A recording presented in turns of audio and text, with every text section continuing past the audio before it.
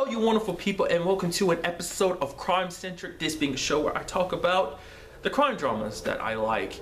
And for this episode, I'm going to talk about this week's episode of Castle, where we have Castle going to a building where he can apparently meet up with Stephen King with, so they can do a possible collaboration in the future. Which apparently Castle and Stephen King don't necessarily get along just because of an incident from the past. It ends up being an entire elaborate trap.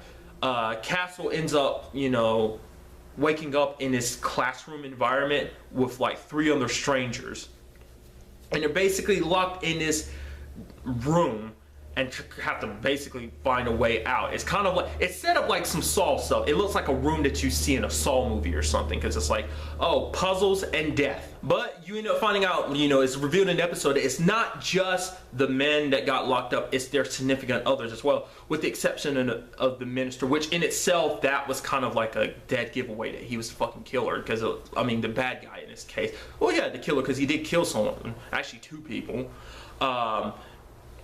That was one giveaway. Granted, they were like, no. He's a minister. It's understandable that he's single or whatever. It's like, no, that was a dead giveaway. Part of me is like, why didn't he put someone in the other room to represent his significant other? At least to me, that would have made things play out a little bit easier on your part. But I guess when everything was said and done, it come out that, hey, that person's not your significant other. So I guess him being by himself was the better solution. Anyway. The point I was going at is the fact is that each of the guys' significant others were in the other room, and along with Beckett. So they were kind of like this. They were all leveraged for one another. Like the men were leveraged for the ladies were the leverage for the men. So and then you have that couple, that guy and that woman who, like, the woman in that room grabs the gun, like that kind of gets the gun that's revealed and everything. She grabs it and points it at Beckett and them, and she actually pulls the freaking trigger. I was thinking like maybe at the last second she like changed her mind. No, she actually pulled the trigger. Lucky for her, Beckett had already removed the bullets. Not so lucky, her husband, wasn't it her husband? I think his name was Simon. Her husband grabbed the gun and is like, you know what, my wife has the right idea. I'm sorry guys, it's nothing personal, I just have to get out of here. He pulls the trigger, the gun backfires and kills him. And granted, it sucks because I get, I can't 100% blame them being in their situation, that situation, but it's like, I don't know if I would have been the one to grab the gun. I don't think I'd be like, I don't know, I guess when your significant other's life is on the line, you're kind of like, oh no, like you go a little stir crazy. But it's like at the same, especially you're being trapped in this room and you have to get out and get your significant other out too. So I guess it makes sense. I guess, in Castle and Beckett's case, I can get like where it's like, no, we're not gonna do anything. We've been in crazy situations before, so we can handle this. It was almost a little disheartening because they showed Simon dead and then Castle there with the gun rotating in his hand, and like the woman's like, oh, your husband killed my husband, blah blah blah, and then Beckett almost looking like heartbroken. I was like, do you really think Castle would do that, Beckett?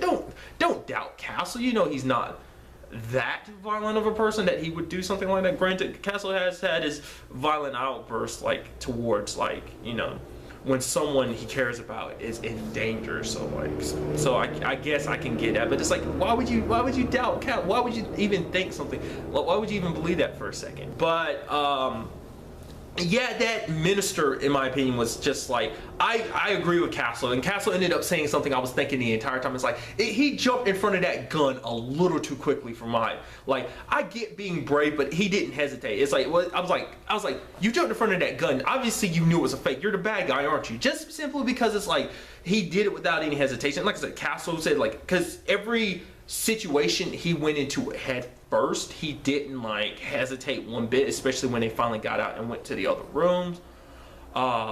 He didn't hesitate. He always went, which isn't just him being brave, it's just him because he was the mastermind behind everything. And in true Castle and Beckett fashion, they both figured it out pretty quickly. It's like, yeah, you're not slick. Granted, I get kind of why he's doing what he did. After the crap his mom and dad did to him and his sister, it's understandable why he would, want do what he did to a certain extent. He wanted it to do all this so it could lead to like big headlines, so that it eventually lead to his parents getting in trouble for what they did. I mean, granted, there was the lady in this episode was trying to help him out, but he killed her because he felt like she wasn't doing enough to stop him, you know. I mean, this whole thing started because like police back then didn't really listen to him when he told them like what his parents were doing. They kind of just pushed it under the rug, which I know it sucks, you know. I mean, because his sister ended up suffering for it. He ended up suffering, but his sister a little more. But it still doesn't give him the right to do what he did. I mean, he's taking it all against Beckett because the cops that didn't listen to him back then are from the precinct that she currently works at, which is like, what? By the time all that stuff was going down, Beckett was a little kid at the time that went down. So how are you going to hold her responsible for some stuff that she didn't even know about as a kid, how that she could have done anything about? But it's like, I guess when you caught up in all your emotions, when you've held on to that anger and stuff so long, it's just like, no, people have to pay. They have to pay. My parents have to pay for what they did, which at the end of the episode, they did pay. They did kind of get arrested for what they had been doing. But granted, it was a little too late. 2 innocent people ended up dying because of this whole situation. So, but that's all I really want to talk about this specific episode of Castle. So until the next time we meet, be happy, be safe, live life to the fullest, and enjoy a good day, and goodbye.